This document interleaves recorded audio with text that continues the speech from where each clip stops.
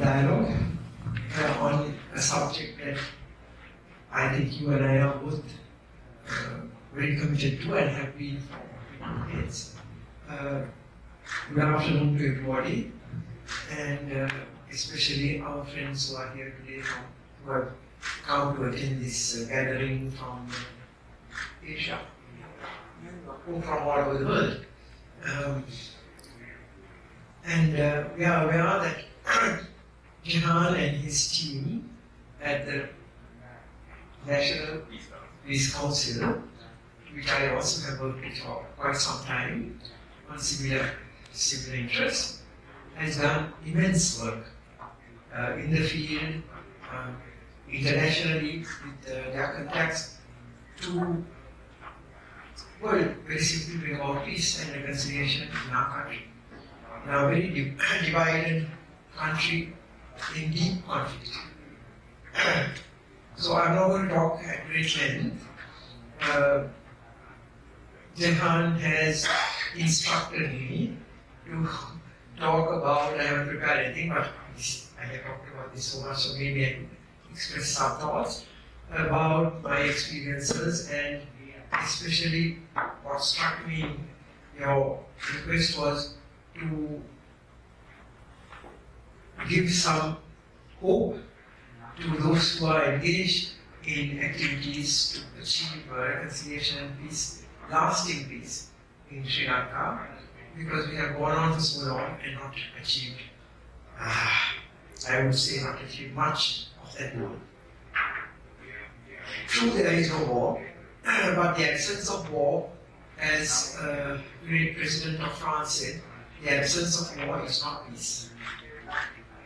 We have a simmering, conflictual situation in Sri Lanka for a long time. We had it for a long time. Actually, since 1956, since the majority community asserted their rights and refused to accept the rights of the minorities, and whenever any government came in and tried to grant those rights, grant all over the world, this was opposed by some extremists. What I would like to highlight first, in our situation, and I know even in most other countries, even in the so-called more educated, more developed countries of the West, the one underlying major cause that has prevented peace or the resolution of conflictual situations seems to be not the people. For example, in Sri Lanka, I know enough people in this country of all ethnic and religious communities to know that the majority of our people, taking Sri Lanka as an example, do not want conflict, they do not want war. They want to live in peace and harmony with all the people of this country, all citizens. But then why is there conflict? Why have we not been able to resolve this issue in a liberal fashion? I would say very simply, it is the politicians. They have seen that as a very easy, facile slogan for them to win elections and continue to be in power. Then they use everybody else. It's not all the politicians, but a lot of them. Believe me, I have associated with all the different political parties in Sri Lanka, worked with them, fought with them, did struggles with them. Very few politicians that I know, especially leaders, but they are the ones who matter more, have not prevented themselves from using the ethnic and religious issue in Sri Lanka as their call to arms with their words. If you look at it, I'm not going to tell you the details, but it's very clear. From 1956, somebody comes into power, flogging the ethnic, religious, language issue. Then they realize this is bad and they want to resolve it. From 56 again, 56 my father did that. And then, and now I'm talking of the person not as my father, but as a leader who did it. He brought in the single only thing, But he realized, because he was an intelligent man, educated man, that it was very bad. Within 1 year, he invited the leader of the Tamil people to discuss with him, and they evolved something called the Bandaranaike Chandrika Pact, brief, in short known as the BC Pact, which gave the minorities extensive devolution powers, almost federalism. It was only short of enough. So the Tamil leader agreed. At that time, there weren't 150 Tamil parties. There was that one party which was led by Chandrika and one other party that was a bit extreme, but they didn't have much power in the country. But then the opposition, the major opposition party, started marching on the roads and opposing this. This was signed. And then the policemen got on the bandwagon. Not all of them, excuse me, but the politicians have used the policemen constantly in this country. And the policemen think that they should get patronage from leaders.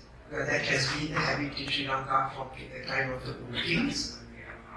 The religion was not like in every other country.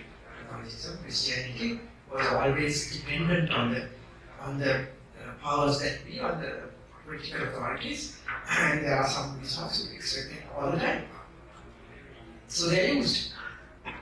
And so that had to be shelved. And then a Buddhist monk assassinated the man who brought this in.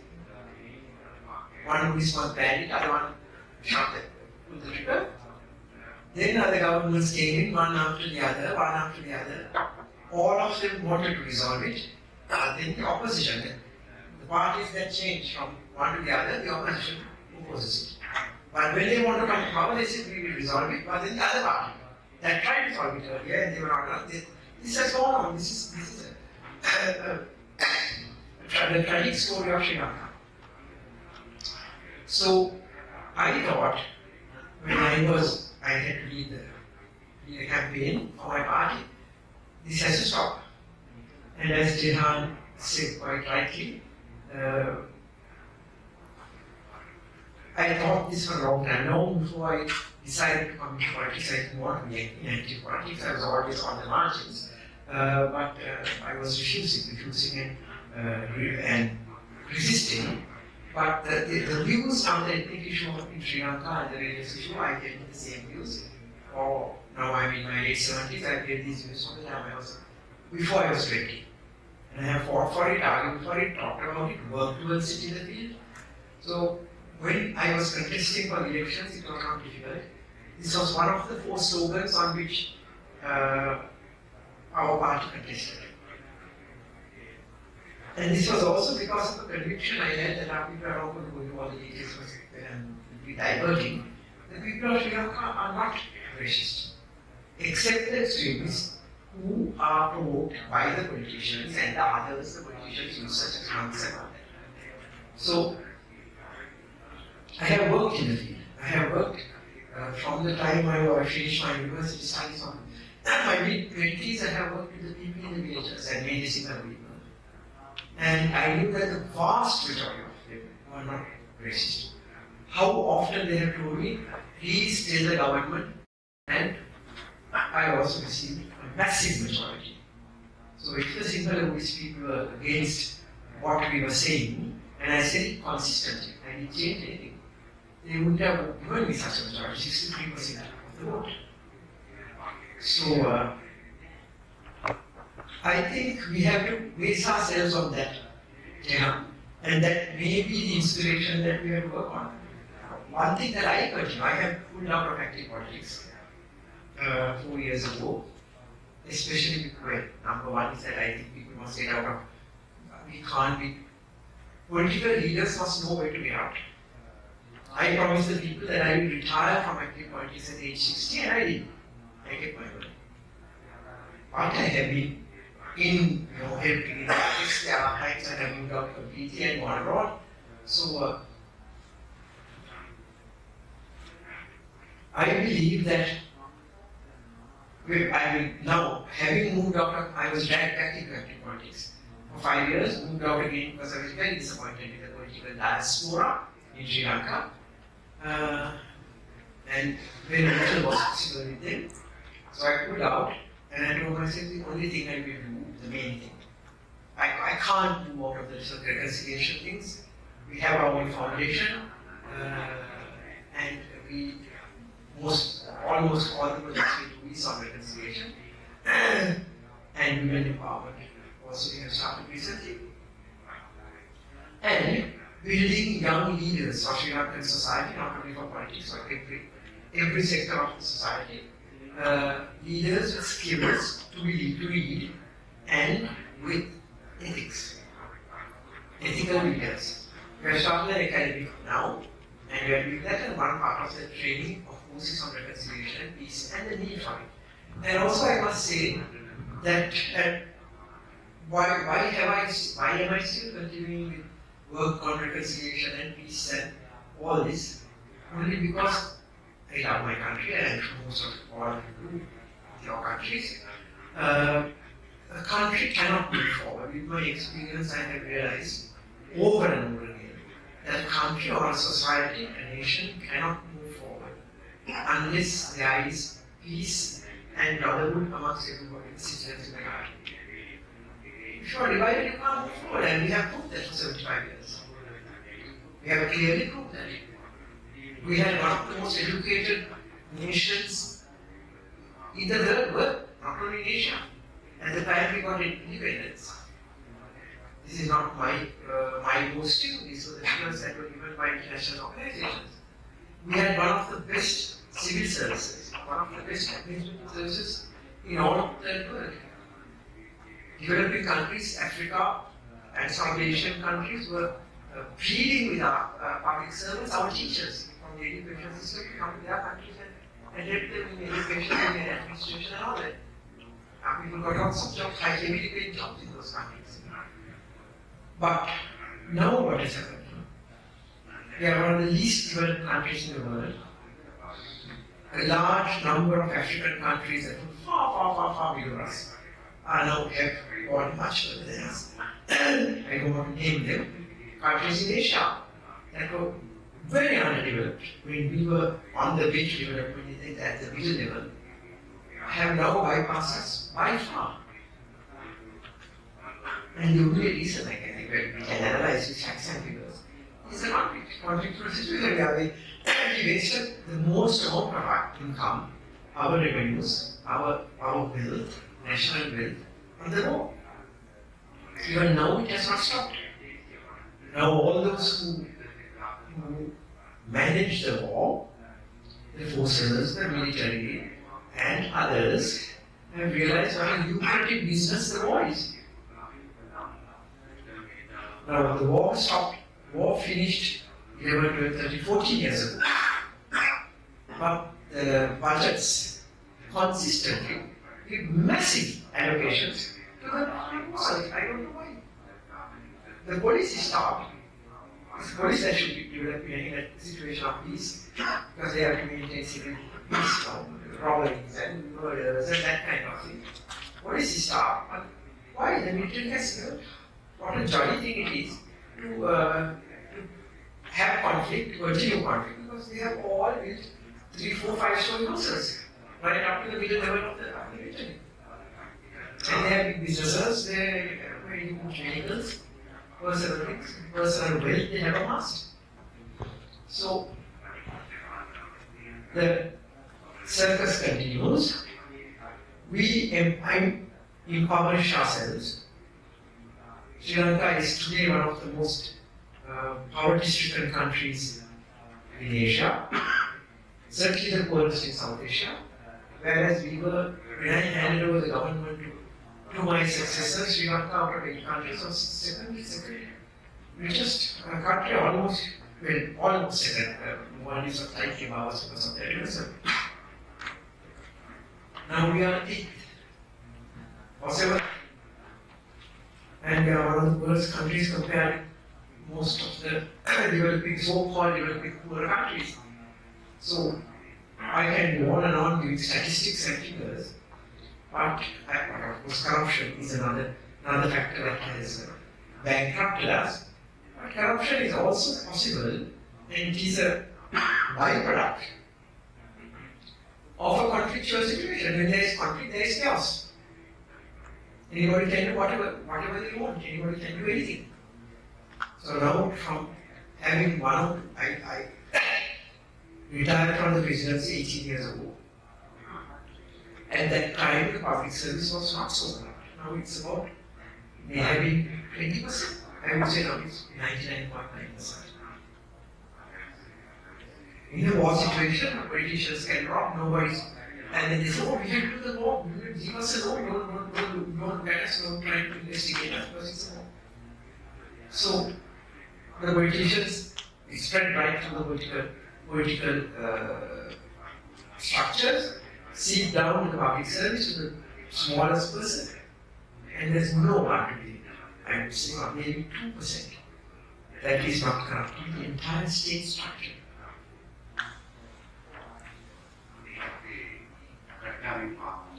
And if they realize, now I know very well, the last presidential election we had in this country, the person who got elected would not have got elected unless he saw ethnic conflict in the country in the most shameful manner.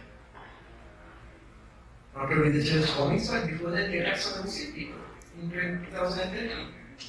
Started with the attacks on the Muslim people using police marks. And then 6 years later, they were chased out 2 years later from government. And they knew, and then the situation got better, but not enough.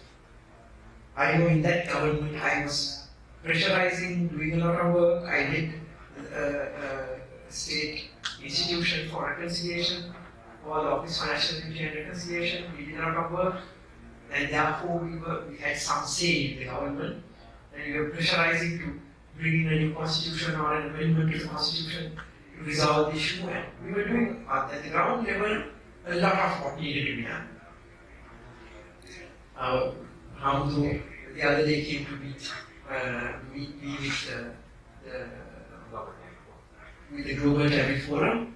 That's one of the leading Tamil diaspora organizations abroad, and they have started some very good projects, the Buddhist monks and people getting together. Now these projects I have done for about 25 years. Now it's important that you are doing it with the enemy camp, the leaders of the enemy camp, as it were. We were doing it at the ground level, with school children, with people in villages, in societies, in towns, bringing the people of different religions and different ethnic communities together and having workshops and talking and going out in the field and doing projects for the people to get people together of different communities. That I would say that kind of thing, Jihan, even if, so there are two levels. The top, the state, the government must decide and must act to do the things that are required at the top. The constitution, the laws. And of course, thereafter setting up the institutions. Even if the constitution is changed, you have to have the institutions to implement the constitution. A proper police force, a police force is finished at the moment. And then of course teaching awareness in the schools, in amongst the people and all that. So that's one level. The other level is at the people's level. I would say in Sri Lanka, and this is relevant and true, I would not for any country in the world. At the ground level, if the majority of people in any democracy, I would say one shouldn't bother about the minority. Not that we should arrest them or anything, but just because the minority says don't do something, if the vast majority wants to, just do it. That's what I think. You can't be citing what most governments do, because they cite the minority people. That group is saying don't do it, so you won't do it. But then the majority say do it. So why can't you do it? So that is what has to happen. And I would say even now, at the people's level, especially after the Aragaya, I don't know whether those of you here, the foreign people know what Aragaya. In one sentence, it was an uprising, people's uprising which happened 1.5 years ago in Sri Lanka, because people just couldn't stand anymore the malgovernance, the bad governance of the past, the various governments, the corruption, and the lies that the leaders, so-called leaders, are spreading to the people. Lies about other communities, other religions. They just rose up and said, we want to chase all these people out, and we want a good government. And these young people, I'm not going to analyze the Aryan movement, but one thing that happened about our today's subject, about reconciliation and unity, is that spontaneously, what people like Jehan and I and a lot of us have been doing for decades happened just from people. This was during the Muslim, what was it? Hajj festival. You started running Hajj again? No. Ramzan. It so happened that it was during the Ramzan because Argale continued for 4 months. And a thing that never happened in Sri Lanka before, the Muslim priests who are very, very closed in and introverted, put up tents, and Iftar is where they break fast every evening at about 6 o'clock. They say prayers and break fast, and they eat only amongst Muslims. They invited Buddhist monks, Christian priests, Hindu priests, and they all ate together, which is revolutionary. You know, it never happens. They never invited us, and even if invited, most Buddhist monks won't go. So what we have been trying to do for long happens spontaneously on the people. That also bears out what I have been saying for nearly 50 years, that the people of Sri Lanka are not racist in their majority. And I would say in every country else.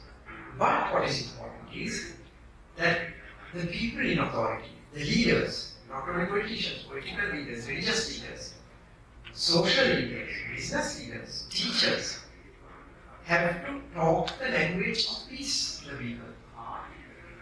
Then they change, they accept. This was my strong personal experience. That when no political leader in Sri Lanka from election platform spoke about resolving the issue, they didn't dare say that. I went on the state platforms and spoke. I said, if you elect me, I will stop the war by giving minorities their rights. But I said no, because I explained to the signal people why they should not worry and blah blah blah. And I remember the first day I said this in the South, the Southern Provincial Council election. Another man who became president after me, and several others who were going to become ministers in my cabinet, they were whispering from the back of the city, don't say that, we lose votes. I didn't take any notice, I continued to say it. And we won that Southern Provincial Council election with crushing majorities.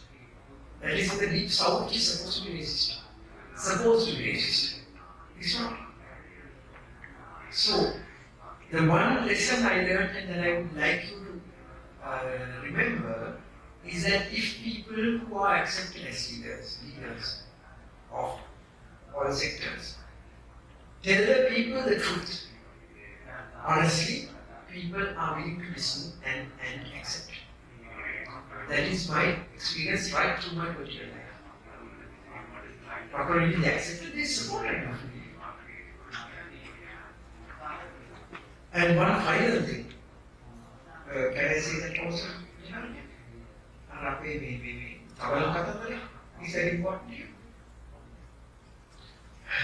Another project for peace that we did, as I became president, I came in screaming that we are going to bring in a new constitution or amend the existing one and all that, mainly to resolve the ethnic and religious issues. And within 9 months of becoming president, 8 months, 7 months, we presented to the country the proposed draft of a new constitution, giving all those things, and abolishing the executive presidency also. That is history. The opposition opposed it, the man who is now president opposed it fully, and we couldn't we couldn't realize it. But I thought somehow I was just because the politicians don't want it, if I get the people on my side, we will be able to do something. And we had a survey by a foreign company, not a Sri Lankan one, but they were being biased, of the entire 17 districts out of 25, which are majority single Buddhist. We didn't bother to do the survey in the other districts which are mainly Tamil and Muslim people because we knew what the answer would be. And the survey was mainly asking them, how do you think the ethnic issue should be resolved in Sri Lanka? There are many questions, but that was the main thing, main focus. But only 23.2 or 0.3% of the Sri Lankan people said it should be resolved in a peaceful manner. All the others, 70% said continue the war. War was ongoing, violently. When I saw this, I was very sad, but I said I can't accept this. I know the people of Sri Lanka, especially the Sinhalese people. This can't be true. This is only because the people have not heard the correct language. They have not been talked to in the language of peace. So let us do another survey. Having talked to them. For 2 years, we had a special project led by some of my young ministers. I got together 19 or 20 of them who I knew were of the same views as me. I talked to them and I said, there is a room there. This was in the president's house. I am working, you go there, this is what I want to do. Design, formulate a program where we go to the people and talk to the people and convince the people, because I know basically they are not racist, to support the resolution of this issue. They came back after several hours and a good lunch and all that I had provided them with and presented their program, which was very creative, very good. And we started implementing it. We went all over the country. Lectures, seminars, discussions, dialogues on one side. On the other side, television programs and all that. On the other side, and showing them by this time we had the draft of the constitution, proposed constitution. So we even explained the constitution and what I was proposing. And the other one was cultural. Where what was called a caravan of artists, actors, poets, singers were brought together and they went from one end of the country to the other, from north to south, from west to east, performing in the street theatre. And wherever, every day they know people gather at 4 5 when people leave the offices, in railway stations, in bus stands, taking the message of peace. After all this, at the end of exactly 2 years, I had another survey done by the same company. It was a French company, a very well-known big French company. They came here and did the same kind of samples. The 23% of the people who had said, we want, the 70 odd who said we want war, reduced, and 68% of the people said, yes, we agreed with your peace proposals, and if this constitution is, we are asked to vote on it, we will vote for it. 68%. And this is 68% of the people in 17 districts, not counting the 8 Muslim majority districts. If you took them also, there were 85% of the people of Sri Lanka who were saying yes to our constitution. So the message I have is, and this is why still I am much older, I'm old, I'm not as fit as I was before. I can't do 1/10 the work I did then. I'm morally very tired and exhausted. Morally, because I have seen so many things and I'm very disappointed by the political scene in Sri Lanka. That so many of them are corrupt. The corruption, the insincerity, most of them only want something for themselves and nothing for the country. So I completely pulled out. I said, I'm not doing anything for you. And then COVID came in and that helped me to do nothing. At a national level, I was looking after my own affairs. I'm quite happy reading all the books I could read, writing, and all this. But then, actually, I think it is my knowledge and my experience that the people of Sri Lanka want peace on one hand, and if they are led properly, we can still do it, even though it is difficult, even though there are enemies of peace. And secondly, that I know this country can't move forward unless we have peace. Unless we have durable peace. Unity amongst everybody. So, therefore, having said I'm doing out of everything and remained silent for 2 years, I quietly came back into this kind of work a little bit. Only because I am convinced that this can happen. So I think that should be our inspiration. Our knowledge that the country needs it first and we can do it. We can get very depressed and demoralized because we have, some of us have been at this very sincerely and worked hard and exhausted ourselves to achieve these objectives and not still got very far. But I think if you realize that this is politicians, when you start, while we are doing work at the ground level and bringing the people together, that has happened, many people have done this, we have to now pressurize the government. I think the people have to rise up and do an arrangement for peace. Nothing else. Peace, and of course, peace also means anti-corruption. You can't have peace because the government has to implement the measures for peace, and in order to implement the measures for peace, the government must be honest. They cannot be corrupt. So, that is what we have to do, and then having said that, finally I would like to say that if we believe in that, and we believe that the politicians will not do it, because at every turn, if they see that they can win an election by sowing disharmony and hatred amongst the people, they will do it. Even at the next elections, they will do it. So then what? We have to depend on the people. The people have to be the foundation of peace in this country. They have to rise up. They have to organize themselves.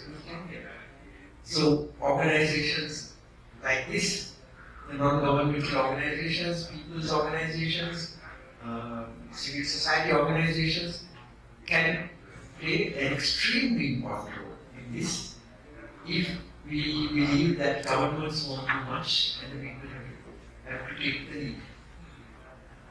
So, having said this, I think I will leave those thoughts with you. And thank you once again for giving me this opportunity to meet all of you. People who are committed to peace. I think peace is very close to all of our hearts. And having a good conversation, which makes a big difference to the kind of people I normally have to meet, who are utter rascals. Thank you very much, man. You may ask questions. Prashna. Madam Prashna.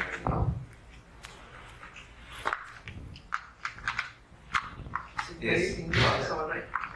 Varman, Madam, happy to see you.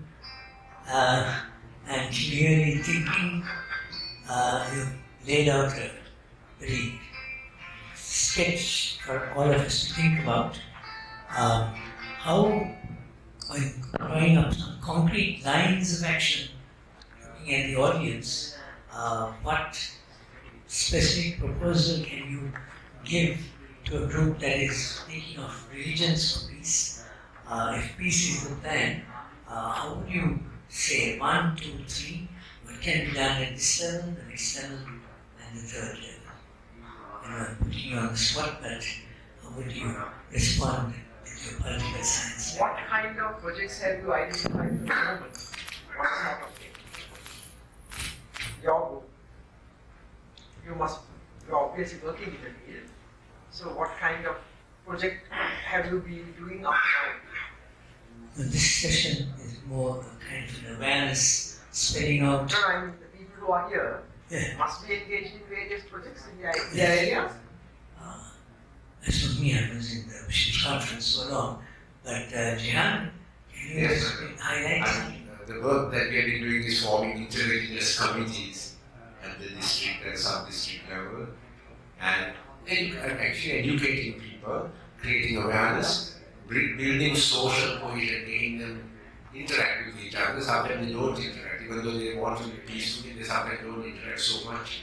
They don't know each other really, and and then based on that to mitigate local level problems, but also be given an awareness of what the problem is. That in the end, a solution means a political solution, and a political solution means a constitutional solution, like what you proposed at one time, and a solution that shares power, so that Tamil and Muslim people also have political power. They also share in the decision making. That's what we want.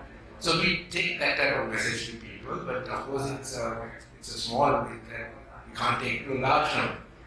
What you did in your time, the government itself did that. Massive resources of government, and the NGOs don't have that type of reach, credibility that the state has. So at that time we were blessed with a leader who actually believed in power sharing, in devolution, in sharing power.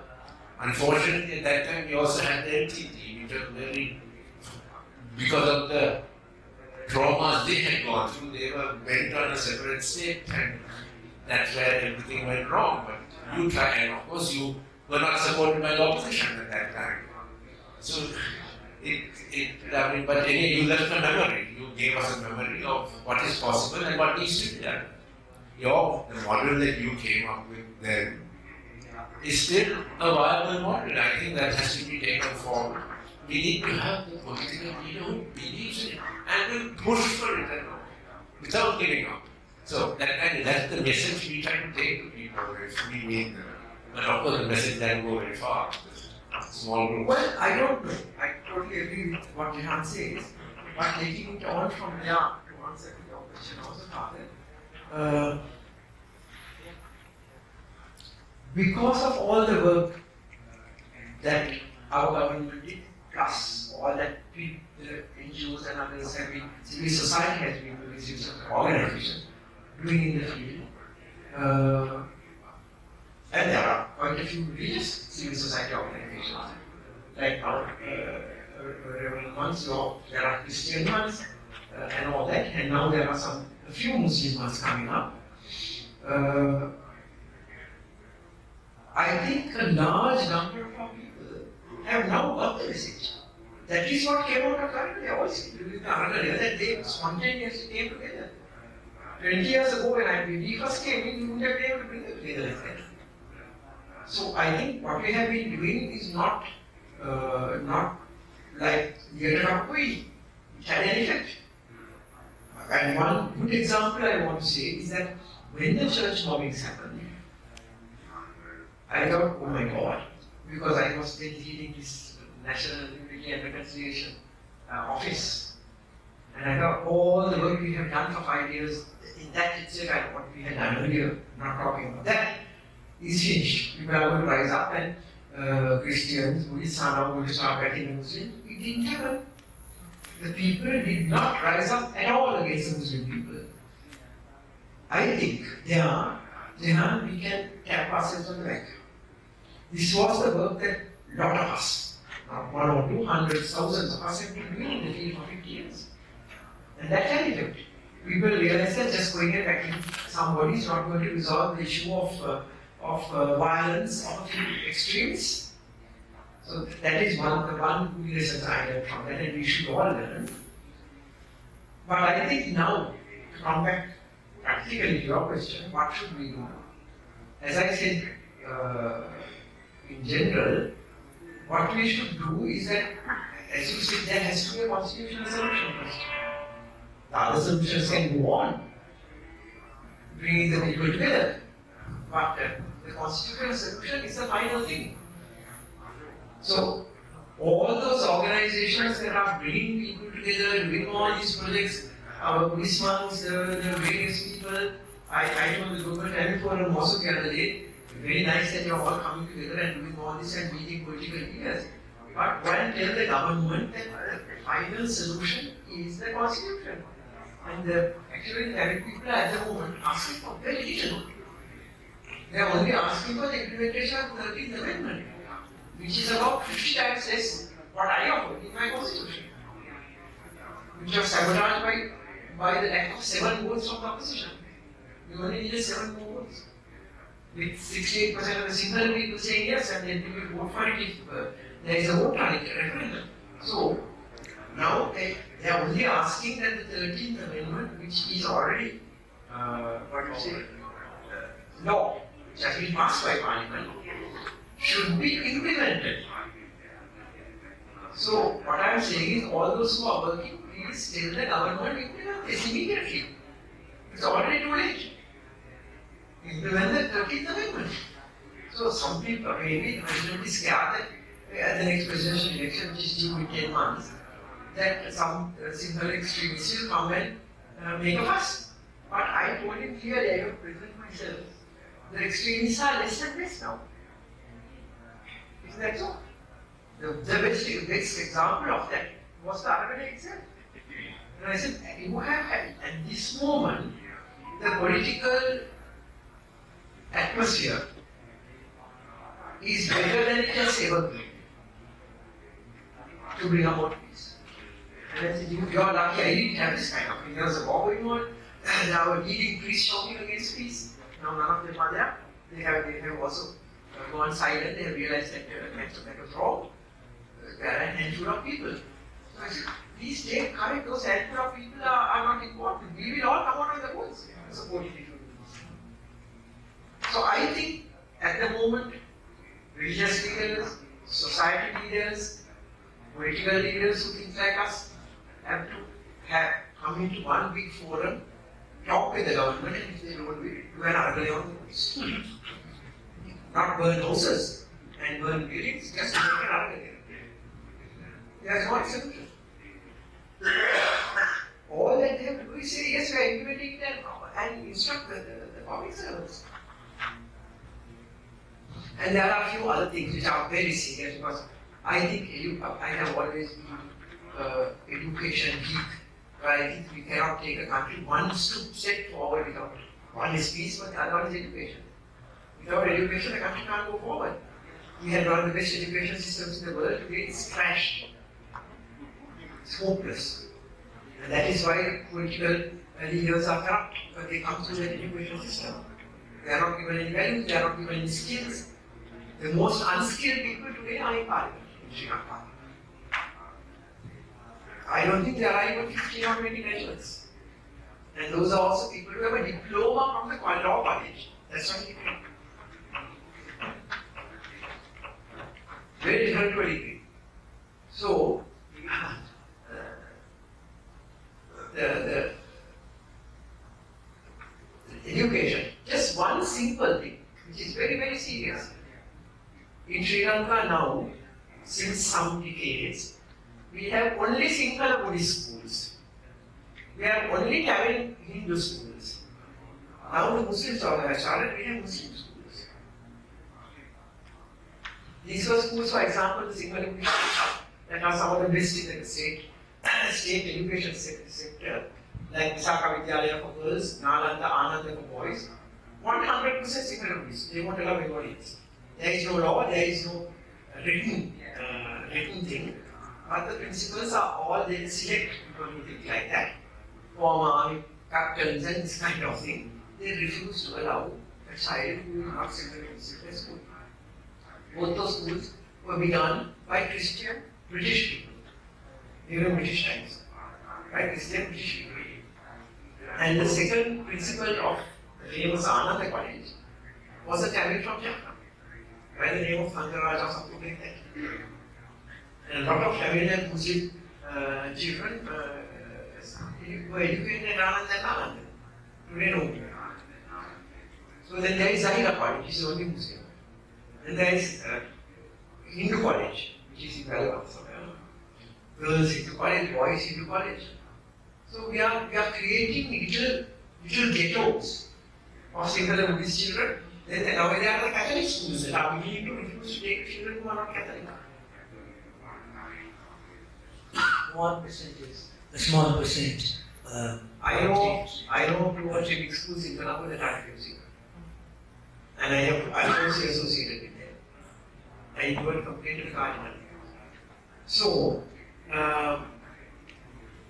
we are creating ghettos.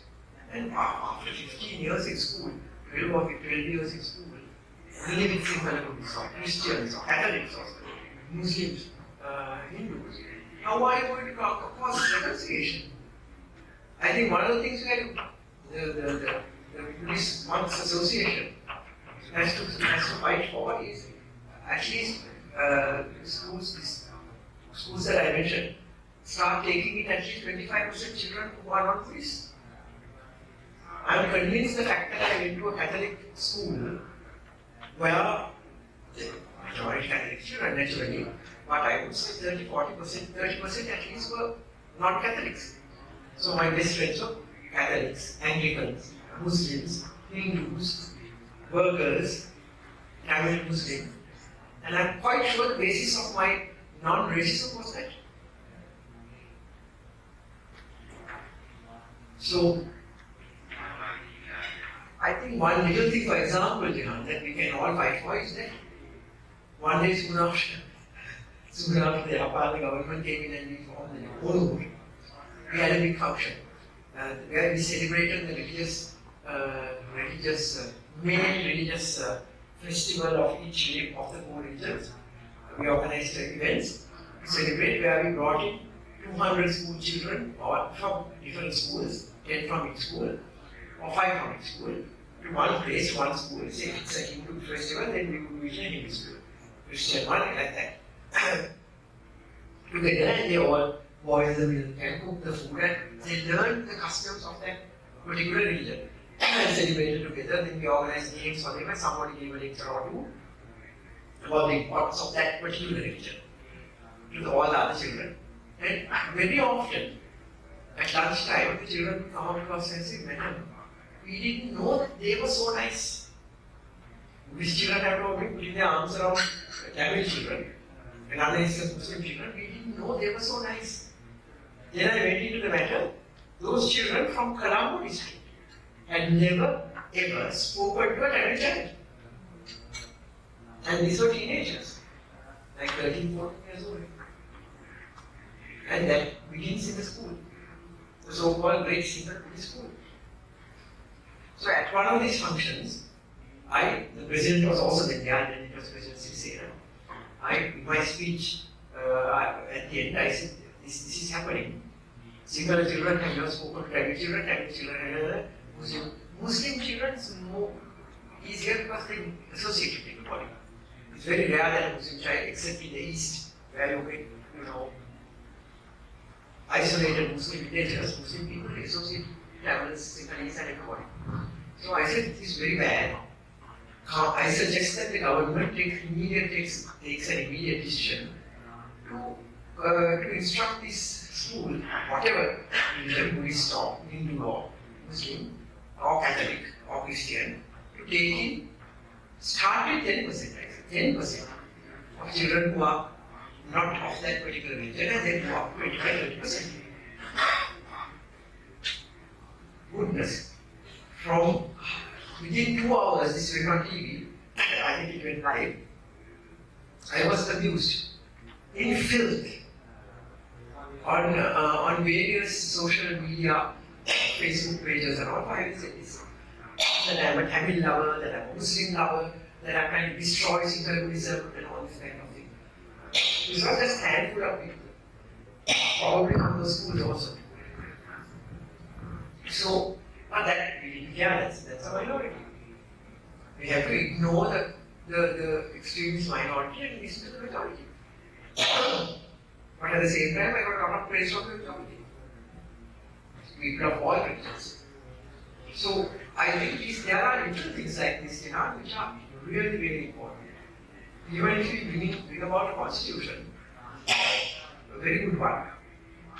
If we continue to have, for example, very simple thing, Sinhala Buddhist schools and only Catholic schools and only Hindu schools, you find it very difficult to implement what is in that constitution.